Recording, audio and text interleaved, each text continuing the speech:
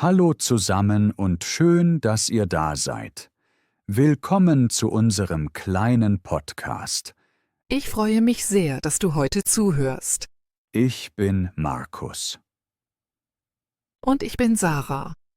Heute sprechen wir über Routinen, die dir helfen können, dich weiterzuentwickeln. Es geht um kleine Dinge im Alltag, die dir Halt geben können. Gerade in dieser Zeit fühlen sich viele Menschen unsicher oder müde. Der Tag ist oft voll, der Kopf auch. Genau hier können Routinen helfen. Sie geben Struktur und Ruhe.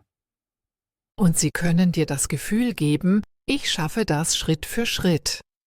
Viele unserer Hörer lernen Deutsch und fragen uns, wie sie dranbleiben können. Eine einfache Routine kann auch beim Sprachenlernen sehr helfen. Zum Beispiel jeden Tag ein paar Minuten zuhören. Oder jeden Morgen ein kleines Wort wiederholen. Wir sprechen heute bewusst, langsam und klar. So kannst du entspannt zuhören und gleichzeitig Deutsch lernen. Sarah, warum sind Routinen für dich wichtig?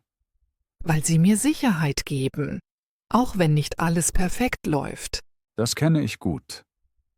Früher hatte ich kaum feste Gewohnheiten. Mein Alltag war oft stressig und unruhig. Dann habe ich angefangen, kleine Routinen aufzubauen. Nichts Großes, nur kleine Schritte. Zum Beispiel, Jeden Morgen trinke ich ein Glas Wasser und atme kurz tief ein. das klingt einfach, aber es hat Wirkung. Ja, es hilft mir, ruhig in den Tag zu starten. Bei mir ist es abends. Ich lege mein Handy weg und lese ein paar Seiten. Das ist ein schöner Abschluss vom Tag. Genau, mein Körper merkt dann, jetzt darf ich runterkommen. Das zeigt, wie wichtig kleine Routinen sein können. Sie machen uns nicht perfekt, aber sie helfen uns weiter. Und das Beste ist, jeder kann heute damit anfangen. Ohne Geld, ohne Druck. Wir möchten dich heute ermutigen, deine eigenen Routinen zu finden. Etwas, das zu deinem Leben passt. Vielleicht ist es ein ruhiger Morgen. Oder ein bewusster Moment am Abend.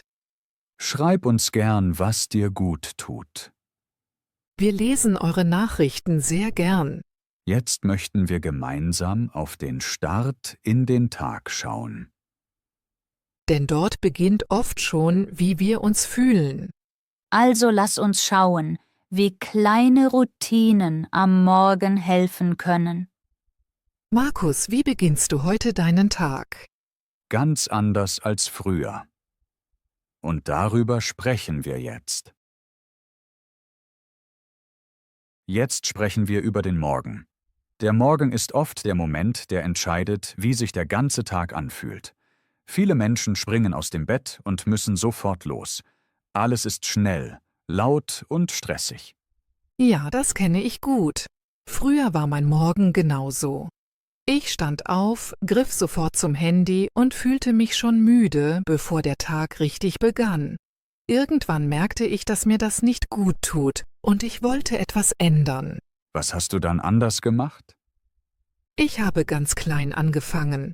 Noch im Bett mache ich eine kurze Pause.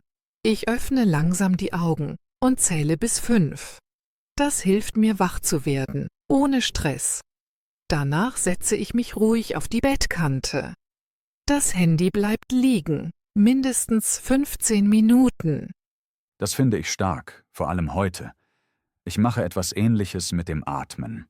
Ich atme tief ein, denke 1, atme aus, denke 2 und zähle bis 10. Das dauert nur 1 Minute, aber mein Körper wird ruhiger. Das können unsere Hörer leicht ausprobieren. Man braucht nichts, nur Aufmerksamkeit. Danach trinke ich warmes Wasser mit Zitrone und schreibe 3 kurze Sätze. Keine großen Gedanken, nur kleine Dinge wie: Ich freue mich auf Kaffee. Das ist wie eine kleine Dankbarkeitsliste. Bei mir ist es der Fenstermoment. Ich öffne das Fenster, atme frische Luft ein und schaue in den Himmel. Egal ob Sonne oder Wolken. Dieser Moment gibt mir das Gefühl, dass der Tag offen ist. Das klingt sehr ruhig. Ich glaube, solche kleinen Rituale geben Sicherheit. Mein Opa hatte auch feste Morgenrituale. Jeden Morgen machte er das Frühstück gleich. Das war einfach, aber es gab ihm Ruhe. Genau das ist der Punkt. Routinen müssen nicht groß sein. Ich wähle morgens nur 2 Dinge. Fenster öffnen und Wasser trinken. Mehr nicht. Wenn ich das geschafft habe, fühlt sich der Morgen schon gut an. Vielleicht vergessen wir oft, diese kleinen Erfolge zu sehen. Wir machen etwas richtig, aber gehen sofort weiter. Dabei könnten wir kurz sagen, gut gemacht. Genau. Liebe Hörer, probiert das morgen aus. Lobt euch selbst, auch für kleine Dinge. Das macht einen Unterschied. Schreibt uns gern, ob es euren Morgen verändert hat. Zum Schluss noch eine Sache. Frühstück. Ich esse meist etwas Einfaches und schaue dabei nicht aufs Handy.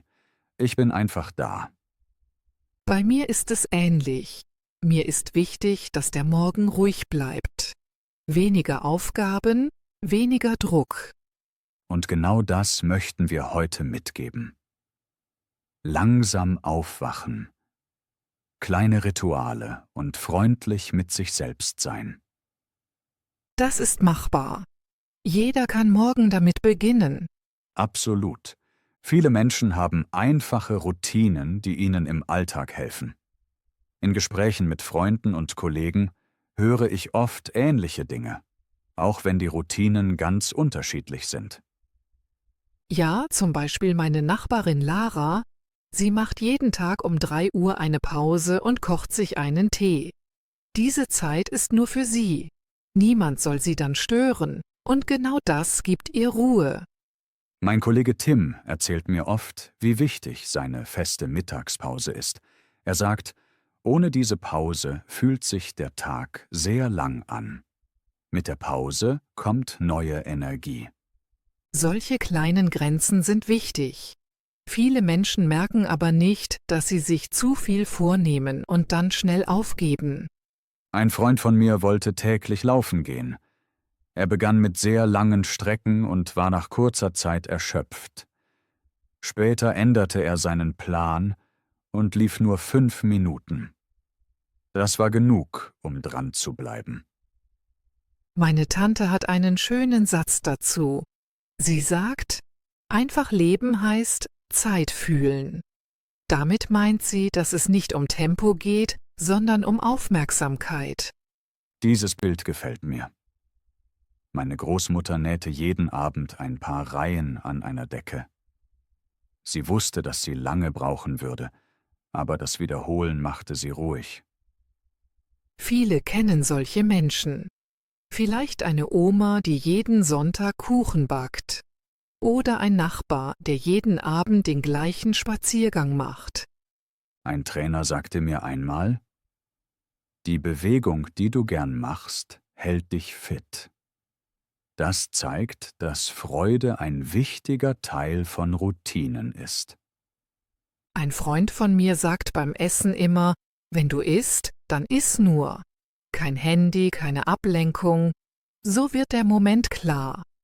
Vielleicht entsteht Ruhe, wenn wir einer Sache volle Aufmerksamkeit geben. Ja, zu viele Dinge gleichzeitig machen uns oft unruhig. Und genau dann verlieren wir auch unsere Routinen. Weniger gleichzeitig tun und öfter wiederholen hilft vielen Menschen. Das passt gut zu dem, was wir hier teilen.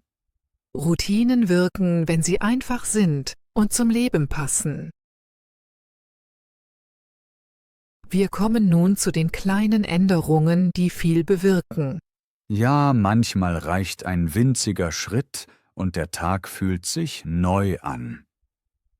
Ich beginne mit einer Geschichte aus meiner Küche. Oh, das klingt lecker. Bitte erzähl. Früher machte ich Kaffee, stellte die Tasse auf den Tisch und trank ihn nebenbei. Eines Tages beschloss ich, die Tasse in beide Hände zu nehmen, kurz stehen zu bleiben und den ersten Schluck aufmerksam zu spüren. Das kostete vielleicht 20 Sekunden, aber der ganze Morgen wurde ruhiger. Spannend. Du hast nur das Tempo geändert, nicht die Handlung. Genau, die Routine blieb, doch die Qualität stieg. Ich hatte ein ähnliches Erlebnis mit meinem Arbeitsweg. Erzähl, wie sah der Weg vorher aus? Ich rannte zur Bahn, hörte laute Musik, schaute aufs Handy. Dann las ich einen Satz. Geh langsam, wenn du es eilig hast. Klingt paradox, oder? Total, aber ich probierte es. Ich lief einen Block früher los, steckte das Handy weg und hörte nur die Stadtgeräusche. Am Bahnhof war ich nicht später, aber viel gelassener. Das zeigt, dass Zeitgefühl und reale Zeit oft verschieden sind. Ja, innere Uhr versus Außenwelt. Unsere Hörer fragen vielleicht, wie man so eine Änderung findet. Gute Frage. Ich schlage vor, beobachte einen Moment, der stressig wirkt, und drehe eine kleine Schraube. Zum Beispiel Lautstärke senken, Schritt verlangsamen oder Blick heben. Genau. Sag, hattest du auch Routinen, die du losgelassen hast? Oh ja, ich schrieb früher jede Woche strenge To-Do-Listen. Sie hing am Kühlschrank, voller Kästchen. Klingt organisiert, aber schwer. Irgendwann merkte ich, dass die Liste mich anklagte, nicht motivierte. Also strich ich sie. Jetzt wähle ich 3 Aufgaben am Abend vorher. Mehr nicht. Und wie fühlst du dich? Leichter und trotzdem produktiv, weil 3 klare Punkte machbar sind. Ich finde, weglassen ist auch eine Form von Routineänderung. Absolut. Hast du etwas weggelassen? Ja, ich schaute abends Serien bis spät. Jetzt setze ich einen Wecker um 10. Hilft das? Sehr. Wenn der Wecker klingelt, frage ich, möchte ich morgen müde sein? Meist drücke ich Stopp und gehe ins Bett. Ein innerer Dialog. Klug. Danke. Manchmal schaue ich weiter, doch bewusst, nicht automatisch. Bewusst ist das Schlüsselwort. Ja. Kleine Änderung. Ein Wecker statt Selbstvorwurf. Ich mag das. Es erinnert an den Seemann mit 3 Sätzen. Stimmt. Wir bauen sanfte Grenzen, keine harten Mauern. Unsere Zuhörer könnten jetzt überlegen, was kann ich heute noch 2% besser machen? Schöne Frage. Vielleicht ein Glas Wasser mehr. Ein tiefes Atmen vor dem Senden einer E-Mail. Oder 5 Minuten früher Feierabend, um langsam die Jacke anzuziehen. Kleine Rituale schaffen Raum zwischen Aufgaben. Markus, merkst du, wie wir beide lächeln, wenn wir darüber sprechen? Ja, weil die Änderungen machbar sind und Hoffnung geben. Das motiviert uns selbst, weiter achtsam zu leben. Vielleicht spüren es auch die Hörer, selbst durch Kopfhörer. Ich hoffe es. Wenn ihr eine Mini-Änderung probiert, teilt sie gern. Wir sammeln Ideen und geben sie zurück in einer späteren Folge. Bevor wir zum Abend kommen, gibt es noch ein Beispiel von dir? Ja, eine letzte kleine Geschichte. Ich stellte meine Zahnbürste an einen anderen Platz, weiter rechts, Warum? nur um wach zu werden. Die Hand musste einen neuen Weg gehen. Es machte mich bewusst, dass jeder Tag neu ist. Sogar im Badezimmer kann Neugier entstehen. Genau. Veränderung muss nicht groß sein, nur spürbar. Damit schließen wir das Kapitel der kleinen Veränderungen. Ich bin gespannt, welche Beispiele unsere Hörer finden werden. Jetzt kommen wir zum Abend, Markus. Der Abend entscheidet oft, wie gut wir schlafen. Stimmt. Wie sieht ein normales Ende des Tages aus? Gegen 9 dimme ich das Licht und mache leise Musik an. Welche Musik hörst du dann? Meist ruhigen Jazz oder Instrumental ohne Worte. Ich zünde oft eine kleine Lampe an und lese 10 Seiten. Lesen hilft, den Kopf von Bildschirmen wegzuführen. Genau. Danach schreibe ich 2 kurze Gedanken in ein Notizbuch. Was schreibst du auf? Etwas Schönes vom Tag und eine Sache, die ich morgen loslasse. Das klingt befreiend. Ja, das Bett fühlt sich danach leichter an. Ich mache eine kleine Dehnung für Rücken und Nacken. Wie lange dehnst du dich? Nur 3 Minuten, aber sie retten meinen Schlaf. Viele denken, Abendroutine muss lang sein.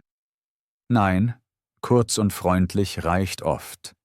Meine Freundin Eva macht jeden Abend eine Tasse Kräutertee. Ich kenne jemanden, der einfach das Fenster öffnet und den Mond sucht. Das finde ich poetisch.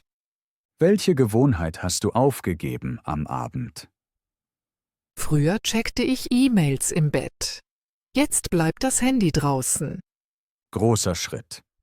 Ja, die erste Woche war schwer, jetzt ist es normal.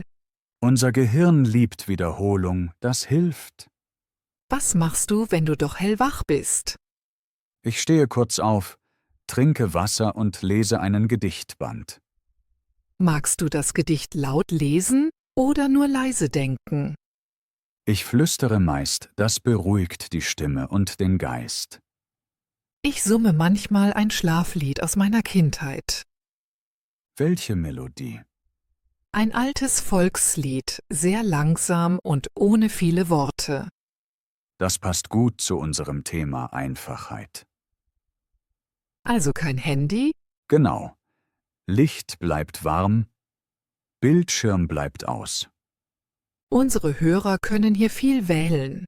Tee, Buch, Mond, Dehnung. Wichtig ist, dass das Muster angenehm bleibt, nicht ein neues Muss. Genau.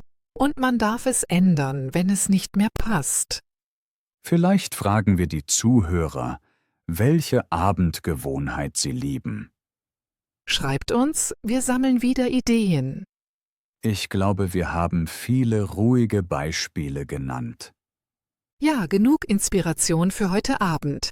Dann können wir langsam in die Zusammenfassung gehen. Ein sanftes Lied oder gedruckte Worte, jeder findet seinen eigenen Abendschluss.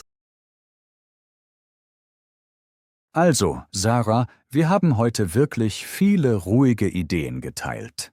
Ja, Markus. Und jede Idee fühlte sich freundlich und leicht an.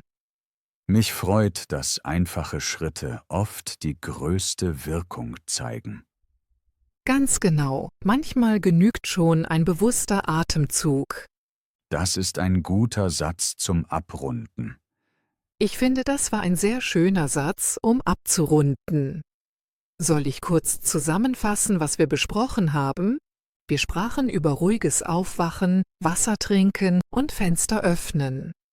Wir beschrieben kleine Pausen im Bett und bewusstes Atmen. Wir erzählten, wie Kaffee und Kerzen den Start verschönern. Danach folgten Stimmen von Freunden, Kollegen und Familie. Sie alle zeigten, dass Routine einfach und doch stark sein kann. Wir hörten vom Seemann mit 3 täglichen Zeilen. Wir hörten von Tee um 3 und von festen Mittagspausen. Dann kamen unsere eigenen Mikroänderungen. Wir sprachen über langsam gehen statt Rennen zur Bahn. Wir nannten den ersten achtsamen Schluck Kaffee. Wir erklärten, warum Weglassen manchmal besser als Hinzufügen ist. Wir gaben Beispiele wie weniger To-Do-Punkte oder ein Serienwecker. Schließlich schauten wir auf den Abend. Wir stellten Lampen, Bücher, Tee und kleine Dehnungen vor. Wir erinnerten an warme Farben und leise Musik. Wir zeigten, dass das Handy draußen bleiben darf. Insgesamt lautet unsere Botschaft: Wähle einfache Schritte, wiederhole sie sanft. Achte auf Freude, nicht nur auf Disziplin. Passe Routinen an, wenn das Herz es braucht. Kleine Muster geben Halt, große Pläne oft nicht. Jeder kann heute beginnen, ohne Aufwand. Ein Glas Wasser, ein tiefer Atem, ein letztes Gedicht. So formen kleine Rituale ein ruhiges Gerüst für jeden Tag. Vergiss nie, winzig kann stark sein. Beginne und der Weg erscheint. Wir bleiben neugierig und hören weiter auf kleine Signale. Vielen Dank, Sarah. Das fasst unsere Reise heute wunderbar zusammen. Ich spüre richtig, wie ruhig ich mich jetzt fühle. Diese Themen wirken, weil sie klein und trotzdem wahr sind. Ich hoffe, unsere Hörer fühlen das ebenfalls in diesem Moment. Ihr könnt sofort beginnen, vielleicht schon heute Abend im Bett. Legt das Handy weg und atmet 3 tiefe Züge. Oder öffnet morgens das Fenster, bevor ihr redet. Ich finde, solche Gesten sind echte Geschenke an uns selbst. Darum liebe ich diese Gespräche mit dir, Sarah. Ich lerne jedes Mal eine neue, sanfte Idee. Und ich fühle mich verbunden mit allen, die zuhören. Danke dir, Markus, auch ich fühle Wärme nach dieser Folge. Es ist erstaunlich, wie Sprache Ruhe schenken kann. Früher dachte ich, Lernen müsse hart sein. Heute weiß ich, Lernen kann sanft fließen. Unsere kleine Gemeinschaft hier zeigt das jede Woche neu. Ich möchte allen zuhören und ihre Geschichten sammeln. Sie geben uns frische Fragen und ehrliche Antworten.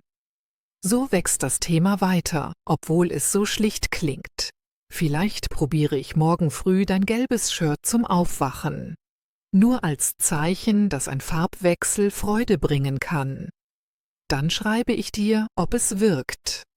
Auch ihr, liebe Hörer, dürft gern berichten. Eure Worte sind Motivation für unsere kommenden Gespräche. Bevor wir wirklich schließen, noch ein herzliches Danke an euch alle. Ihr macht diesen Podcast lebendig, einfach durch euer Zuhören. Wir hoffen, ihr bleibt auch bei der nächsten Folge dabei. Bringt dann gern wieder eure offenen Herzen und Neugier mit. Bis dahin wünschen wir ruhige Morgen, klare Mittage und sanfte Abende. Vielleicht findet ihr sogar einen neuen Lieblingsmoment im Alltag. Ich verabschiede mich jetzt, bleibt gesund und freundlich zu euch selbst. Auf Wiederhören. Ich werde gleich mein Fenster öffnen und dem Wind lauschen. Vielleicht denkt ihr dabei an unsere heutige Runde. Das verbindet uns, auch wenn wir uns nicht sehen.